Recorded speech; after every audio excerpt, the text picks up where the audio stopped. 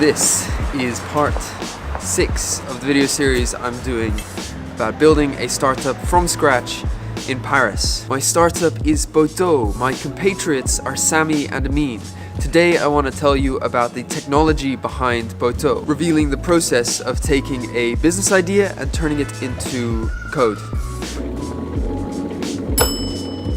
In Potos, besides being the resident filmmaker, I am the CTO, which in a bigger company would mean that I oversee the technology division. But in our small startup, it means that I write most of the code. So let's write some code. Let's write the code for Potos.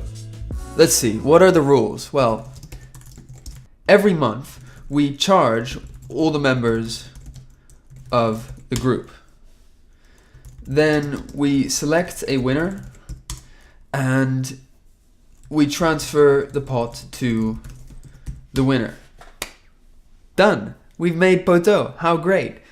No, that is not how it works. For a computer to do anything, it has to have absolutely no ambiguity. What we just wrote has a lot of ambiguity. Let me show you. First of all, every month? What do you mean by every month? What day of each month? What minute? What second? And also, how many months? Does this ever end? Is this forever? When does it start? Something that needs to be scheduled over time is much more complicated than just the idea of scheduling something over time. And what we started with there is the idea and not the actual code for it. Okay, what about charging all the members of the group? What if one of them fails? How long does it take to confirm whether a transaction succeeded? And can it be that a transaction is initially confirmed and later on it's revealed that it did not succeed and it failed and you don't have the money? Spoiler alert, yes, that can happen, and it makes this whole transaction business much more difficult. What about this whole idea about selecting a winner at random? How do you guarantee that everyone wins exactly once? And what about this whole idea of transferring the pot? If people register to our website by giving their credit card details, can we put funds directly onto a credit card, or do we need to have their bank account as well? Their sort code and account number, or their IBAN? And speaking about bank details, how can we make this secure? How can we make it so that we don't have to store any of these details? What happens there? What happens if someone hacks into our website? All of these things are things we should be concerned about. And that's just considering this simplified version of a saving group. This is not what people want. What people want is the ability to pick between a weekly or a monthly version. So we have to add that. And after we select a winner, we want to give the opportunity for that winner to pick another person. And if they do, then the winner will be someone else. And we also want to give the opportunity, if you want to save until the end, but you want to do it with your friends, that you can leave the money with us until the end. Want to receive money at the end. Keep money. Else we transfer the pot to the winner.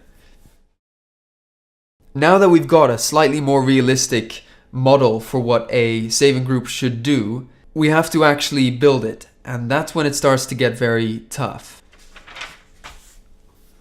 So imagine we are running this code. We are here, we're on a particular month, and let's say it's not ambiguous. We know exactly what day and what minute and what second it is. Then we charge all members of the group, that's fine. We select a winner and then we pick another.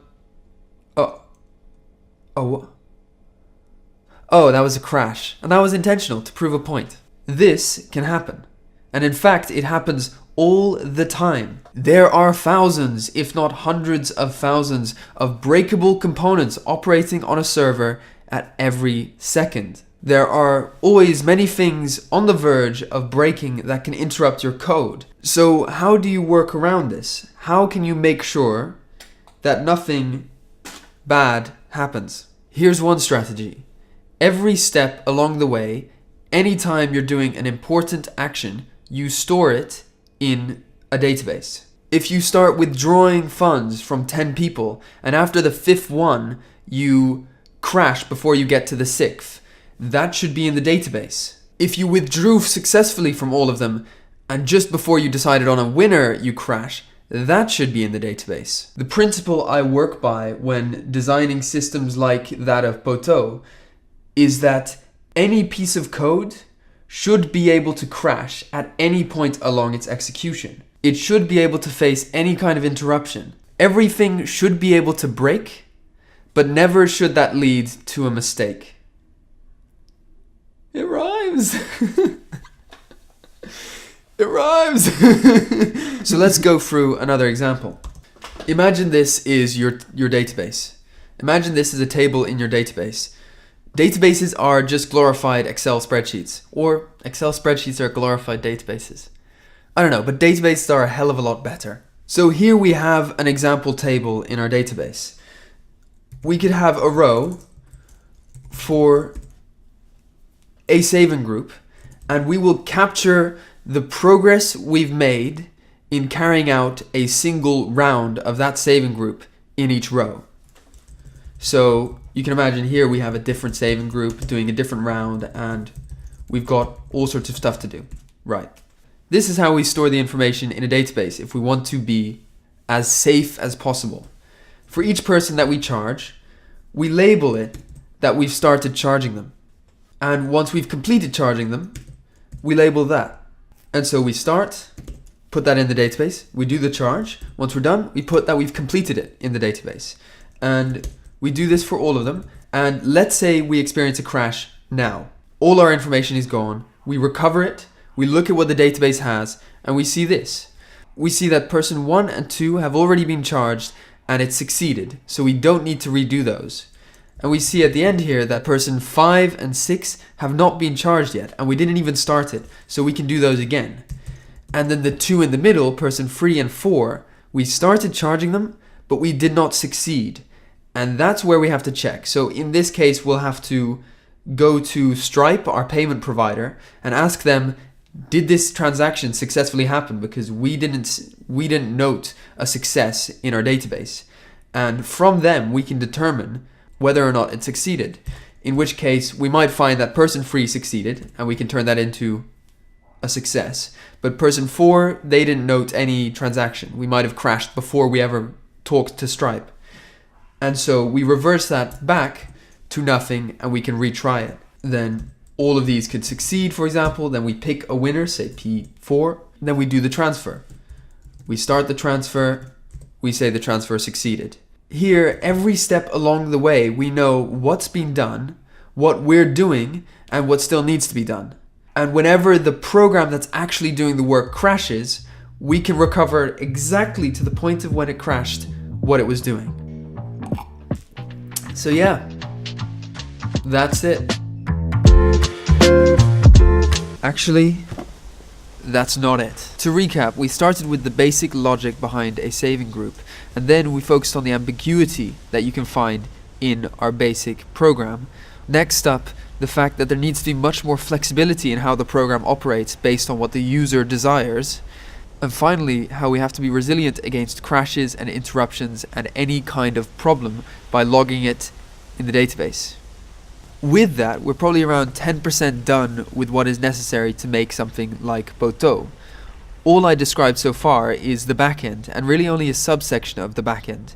A front end, a view for the user into what the backend is doing, is just as important. Building a clear dashboard is very important. A dashboard where the user can see exactly what their group is doing, when the next debit is, if there are any issues that need to be resolved, and if they've won, whether they want to keep the pot or give it away or do something with it. And additionally, a whole host of emails will have to be sent at all times, reminding the user that a round begins tomorrow, for example, or telling the user that the round began and they charged everyone, but one of them failed and you have to sort this out in the next 24 hours. Or that you are the winner and you get to choose what to do with the pot. It doesn't matter how resilient the backend is to mistakes if the user doesn't see what it's doing anyway. So maybe we'll talk about all of that another time. But you get the picture. A simple idea like a saving group can very quickly become a complicated technical challenge. And right now, we're in the midst of unraveling this challenge and seeing it through to the end, actually building this thing and releasing it to you. Hopefully, we can do that over the course of the next 3 weeks and have an actual working version for you to try. If you're interested in trying it, you can sign up on our website to join the beta.